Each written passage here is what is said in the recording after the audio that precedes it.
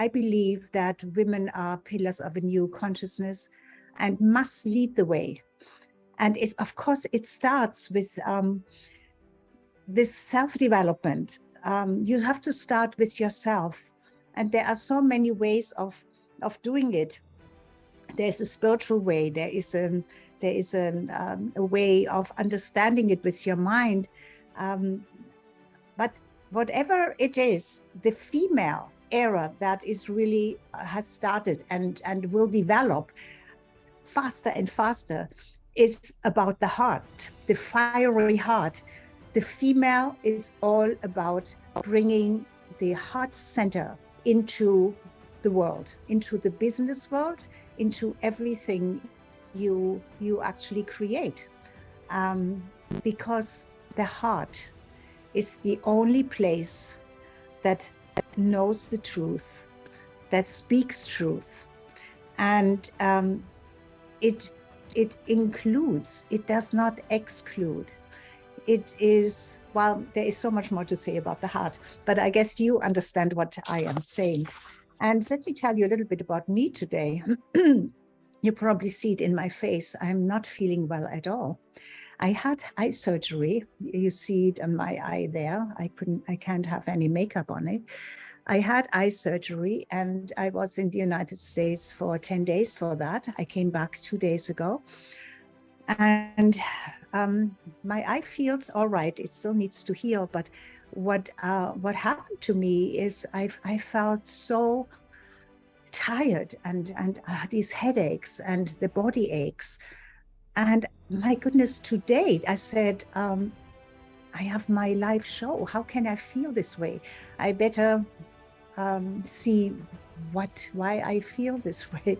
So anyway, make a long story short, I do have a COVID test, home test, and I applied it to me today. And yes, I have COVID again.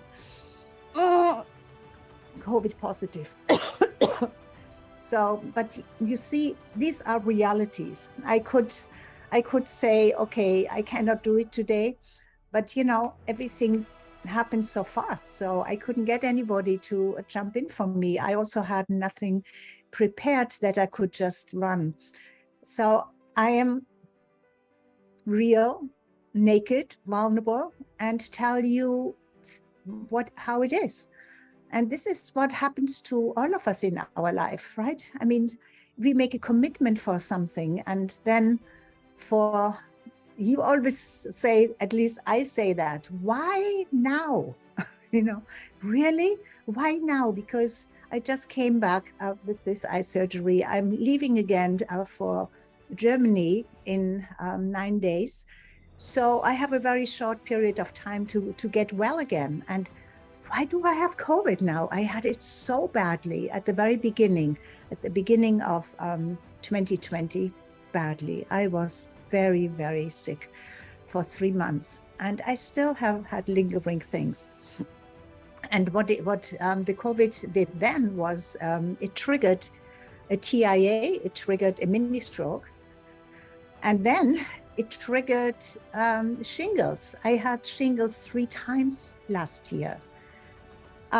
So I could say, heavens, please, what's going on? I don't need this. And so now I have COVID again. Yes, I was in Florida. In Florida, you don't wear a lot of masks. Everybody is without masks. The last day I thought, oh my God, I want to go in the movie theater and I want to go to the mall. I did that, and that's probably where I picked it up. So I hope I don't get much worse than it is now. I have a little bit of fever and I'm not feeling well, a little congestion, but that's it. The funny thing is, when I did the home test and I kind of took a photo and sent it off in the chat to my family, my youngest son says, oh, Mom, are you pregnant? I said, no. It's that line too, but it's a COVID test. It's not the blue line, it's the red line. So I found that so funny. I mean, at my age, being pregnant, that would be something. But maybe he did that tongue in cheek. So I wanted to continue, just like I said last week. I wanted to continue reading a little bit and discussing something from this book, Anthony De Mello, Awareness. If you can get this, and it is available on Amazon, I would highly recommend it. It is an extraordinary book. You will laugh, you will cry. It's very different from any other book that you probably read. Okay, so today I want to go through 3 different chapters. The first one is called A Changed Person. So here we go, because what I'm reading now, of course, is not my it's my voice to you, but it's Anthony De Mello speaks to you, because this is his book. In the pursuit of awareness, this is awareness, right? In the pursuit to awareness, and everything starts with awareness. Without awareness, we don't know anything, and we can't change anything. You agree with me there? In the pursuit of awareness, don't make demands. Interesting, right? It's more like obeying the traffic rules. If you don't observe traffic rules, you pay a penalty. In the United States, you drive on the right side of the road. In England, you drive on the left. In India, you drive on the left. I live in the Bahamas. We drive on the left as well. If you don't drive on the left here, or in India, or in England, you pay a penalty, right? There is no room for hurt feelings or demands or expectations. Just abide in the traffic rules. Simple, very simple. So you may, Anthony De Mello said, you ask where compassion comes in, where guilt comes in all of this. You'll know when you are awake, then you know where compassion and guilt comes in. If you are feeling guilty right now, for whatever reason, how on earth can I explain it to you? How would you know what compassion is? You know, sometimes people want to imitate something they really, really admire. But, you know, when a monkey plays a saxophone, that doesn't make him a musician, correct? You can't imitate anybody by imitating his or her external behavior.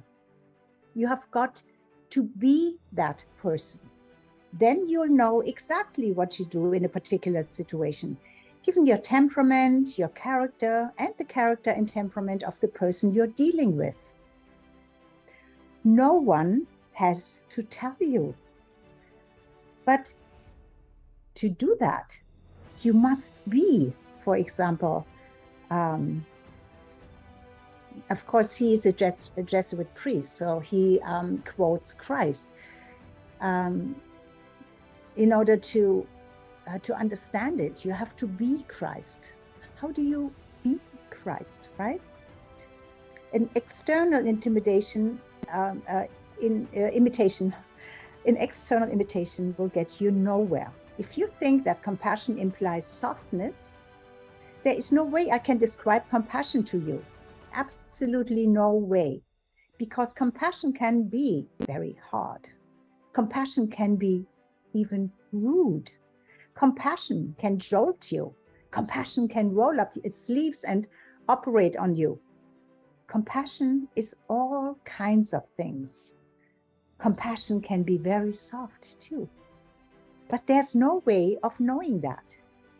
It's only when you become love. In other words, when you have dropped your illusions and attachments, that you will know. As you identify less and less with the I, you will be more at ease with everybody and with everything. Do you know why? Because you're no longer afraid of being hurt or afraid of being not liked. You no longer desire to impress anyone. Can you imagine the relief when you don't have to impress anyone anymore. Oh, what a relief. Happiness at last. You no longer feel the need or the compulsion to explain things anymore. It's all right. What is there to be explained? And you don't feel the need to or compulsion to apologize anymore. I'd rather hear you say, instead of apologizing, say, I've come awake. Then hear you say, maybe I'm sorry, if that's appropriate. I'd much rather hear you say to me, I've come awake since we last met. What I did to you won't happen again. Than to hear you say, I'm so sorry for what I did to you. Why would anyone demand an apology? You have something to explore in that, yes? Even when someone supposedly was mean to you. There is no room, no necessity for apology. Nobody. But you can only really understand that if you understand that deeper reality and wisdom here. Okay, so I go back to reading here. Nobody, Anthony De Mello says, nobody was mean to you, even if you believe somebody was mean to you. Somebody was mean to what he or she thought was you, but not to you. Nobody ever rejects you. They're only rejecting what they think you are. But that cuts both ways, yes? Nobody ever accepts you either. Until people come awake, they are simply accepting or rejecting their image of you. They have fashioned an image of you, and they're rejecting or accepting that image. It's a bit too liberating, but how easy is it to love people when you understand this? How easy is it to love everyone when you don't identify with what they imagine you are or they are? It becomes easy to love them, to love everybody. I observe me, but I do not think about me, because the thinking me, there's a lot of bad thinking too. But when I watch me, I am constantly aware that this is a reflection. In reality, you don't really think of I and me. You're like a person driving a car. He doesn't ever want to lose consciousness of the car. It's all right to daydream, but not to lose consciousness of your surroundings. You must always be alert. It's like a mother sleeping. She doesn't hear the planes roaring above the house, but she hears the slightest whimper of her baby. She's alert.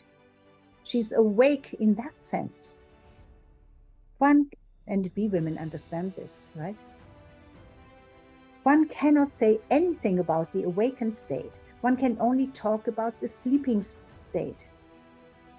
One hints at the awakened state. One cannot say anything about happiness. Happiness cannot be defined. What can be defined is misery. Drop unhappiness and you will know, right? Drop unhappiness and what is left? Happiness. Why? Because we are made of happiness. Happiness is the most natural state. It's the most natural state of a baby. It's our most natural state. Unless we allow it not to be that way. Until we sleep and don't really understand it. Okay. Awakened state. One cannot say anything about happiness. Happiness cannot be defined. What can be defined as misery? I said that. Drop happiness and you will know. Love cannot be defined. Can you define love?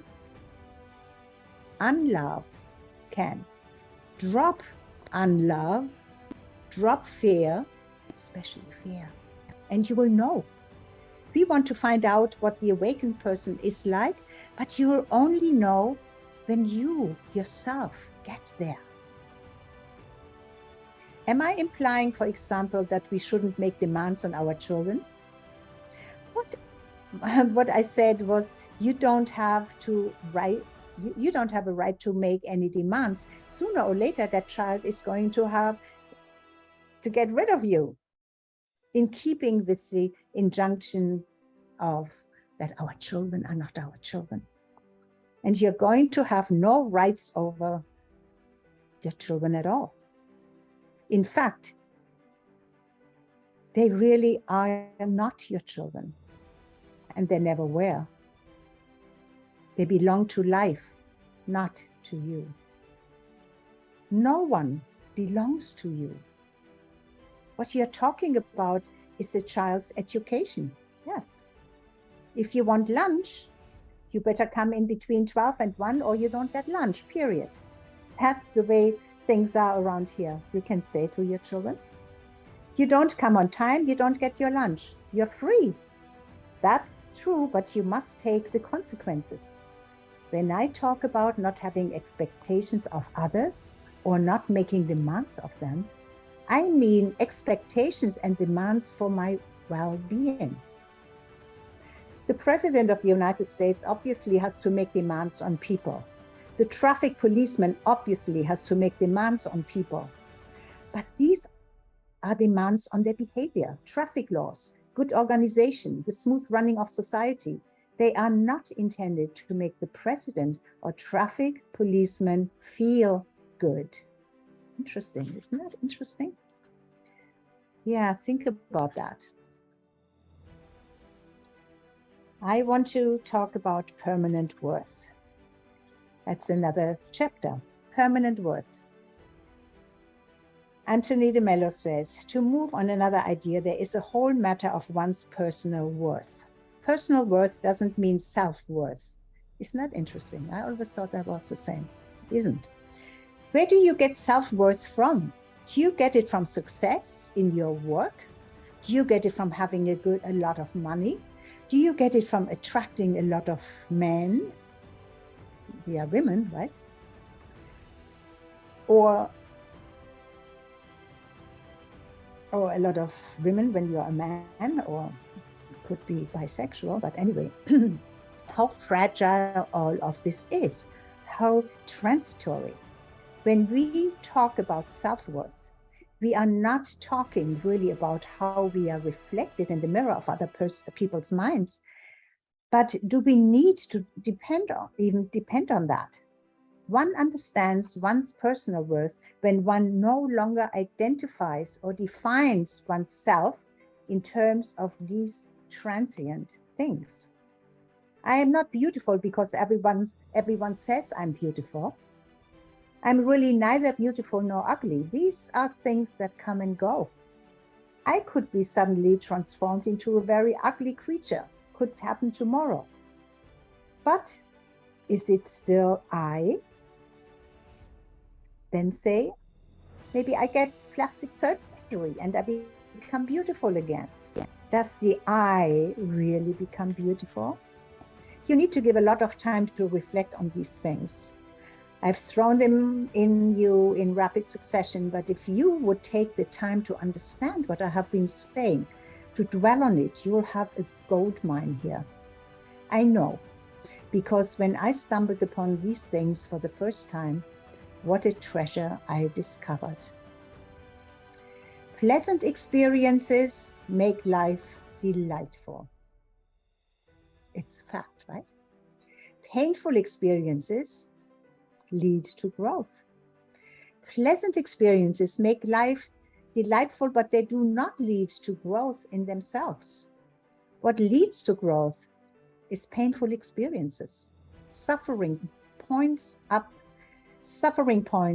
in an area where you have not yet grown, where you need to grow and be transformed and changed. If you knew how to use that suffering, oh, how you would grow. Let's limit ourselves for the time being to psychological suffering, to all those negative emotions we have. Don't waste your time on the single one of them.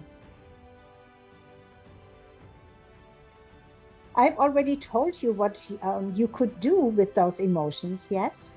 The disappointment you experience when things don't turn out the way you want them. Watch that. Look at what it says about you. I say this about condemnation. Otherwise, you're going to get caught up in self-hatred. Observe it as you would observe it in another person. Look at the disappointment, that depression you experienced when you are criticized. What does it say about you? Have you heard about the fellow who said, "Who says that worry doesn't help?" It certainly does help, because every time I worry about something, it doesn't happen.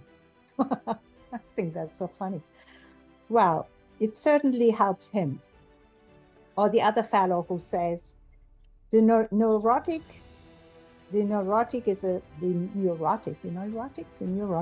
is a person who worries about something that did not happen in the past. He's not like a normal people who worry about things that will not happen in the future. That's the issue. The worry, that anxiety, what does it say about you? Negative feelings, every negative feeling is useful for awareness and for understanding.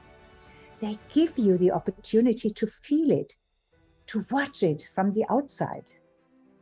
In the beginning, the depression will still be there, but you will have cut your connection with it. Gradually, you will understand the depression.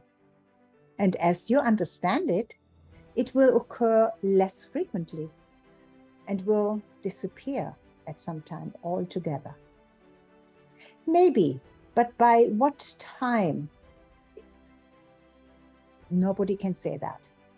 And it won't really matter that much. And you have probably heard this because he mentioned this here. Before enlightenment, I used to be depressed. After enlightenment, I continue to be depressed. But gradually or rapidly or suddenly, you get the state of wakefulness. And this is the state where you drop desires. But remember that I mean by desire and cravings, I mean, unless I get what I desire, I refuse to be happy. I mean, cases where happiness depends on the fulfillment of your desire. Yes. Isn't that amazing when you can wake up to that and see what it does in your life? Because happiness, as I said earlier, is a state of, it's our most natural state.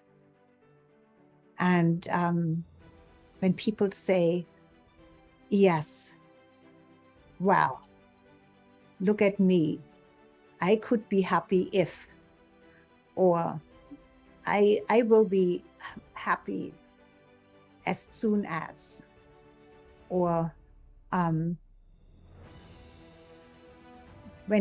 this thing or the other thing happens, there is a chance for me to become happy.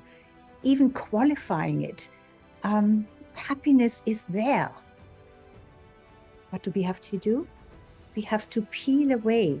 We have to remove all of the layers of illusions and false beliefs and limiting beliefs and all of the internal dialogues that we have so often, almost constantly. Hold on one moment.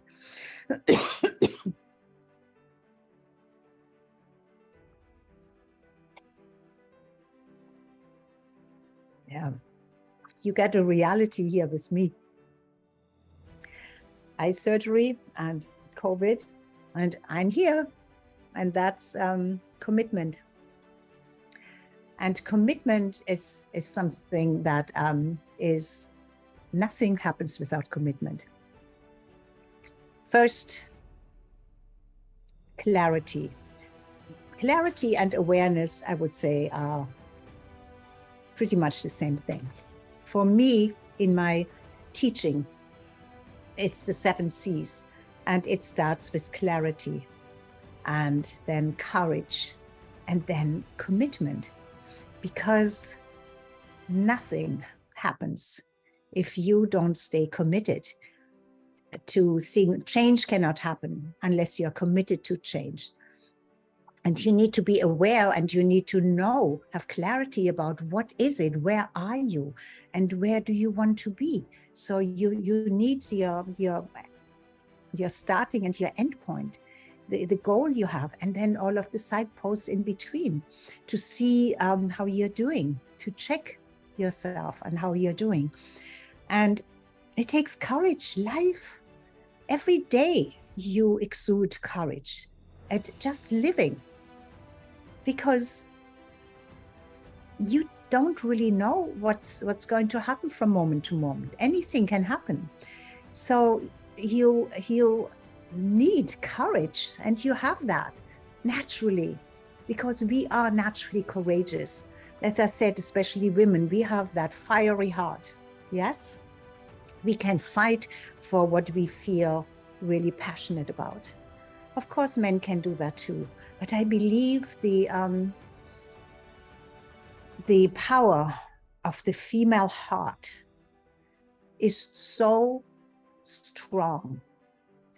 The heart is always more, and did you know that the heart has a much bigger, a much wider radiance and frequencies and power, electric power, than your brain? Yeah, your heart knows right away. Your brain then gets the message from your heart, and needs to then has a choice to react on something, except when it comes to primal instincts.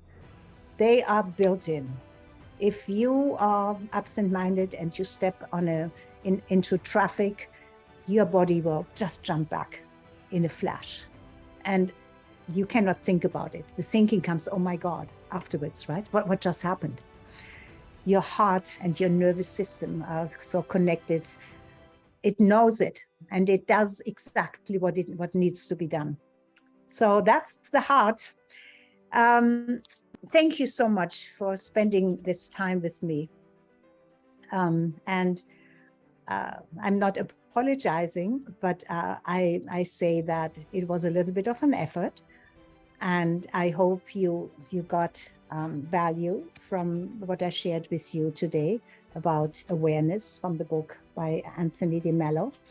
And we will be together again. And I honor you, and I love you that you spent your time with me. And until I see you again,